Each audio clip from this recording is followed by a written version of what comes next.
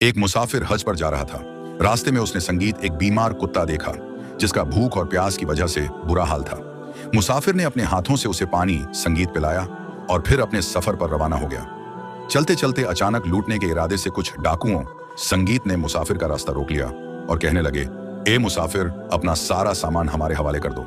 मुसाफिर बड़े इत्मीनान संगीत से कहने लगा, मेरी सिर्फ एक छोटी सी बात सुन लो, फिर तुम लोग शौक से मेरा सामान लूट लेना। संगीत डाकू हंसने लगे और बोले, चलो ठीक है, मगर जल्दी बताओ जो बताना चाहते हो। मुसाफिर अपनी सफेद दाढ़ी पकड़ संगीत कर कहने लगा, यह सफेद दाढ़ी मैंने ऐसे ही नहीं की है। मैंने 7 हज किए हैं और 8वें पर जा रहा हूं। तुम लोग मेरा सामान लूट कर कितने दिनों तक खाओगे? ये सामान कुछ ही दिनों में खत्म हो जाएगा। लेकिन सोचो, संगीत मेरी बद्दुआ कभी तुम्हारा पीछा नहीं छोड़ेगी। हो सकता है वह तुम्हारे दोनों जहां बर्बाद कर दे। मुसाफिर की यह बात सुनकर डाकू घबरा गए और आपस में कहने लगे, ये बुजुर्ग कोई बड़ा नेक और इबादत संगीत गुजार मालूम होता है। इसकी बद्दुआ से हमें बचना चाहिए। फिर डाकुओं ने हाथ जोड़ लिए और बोले, ए भले आदमी, हमें माफ कर दो, हमसे गलती हो गई। अब तुम अपने रास्ते जाओ और हम अपने रास्ते जाते हैं। डाकुओं ने अभी कुछ संगीत कदम ही उठाए थे कि अचानक डाकुओं पर बादशाह के सिपाहियों ने हमला कर दिया और डाकुओं को गिरफ्तार कर लिया।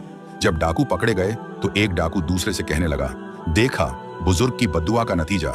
संगीत फिर सिपाही डाकुओं को बादशाह के दरबार में ले जाकर पेश कर दिया।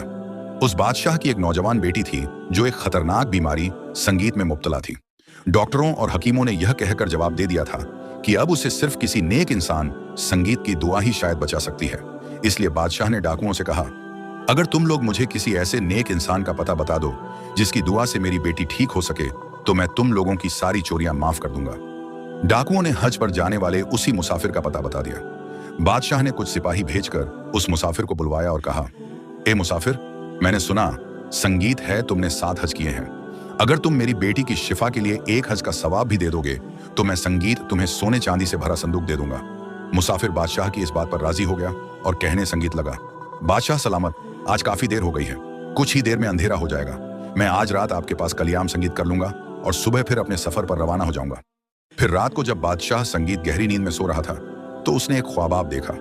ख्वाब में एक नूरानी चेहरे वाला सफेद पोश शख्स कह रहा था, इस मुसाफिर का एक भी हज संगीत कबूल नहीं हुआ है, तुम हज के सवाब को छोड़ दो। इस मुसाफिर ने रास्ते में एक बीमार कुत्ते को पानी पिलाया था, उसी नेकी का सवाब ले लो, तुम्हारी बेटी को शिफा मिल जाएगी। सबक संगीत मुसाफिर खुद को एक बड़ा हाजी समझ रहा था, लेकिन कुत्ते को पानी पिलाना उसके लिए एक मामूली अमल था। मगर कौन जानता है कि अल्लाह किस बात पर राजी संगीत हो।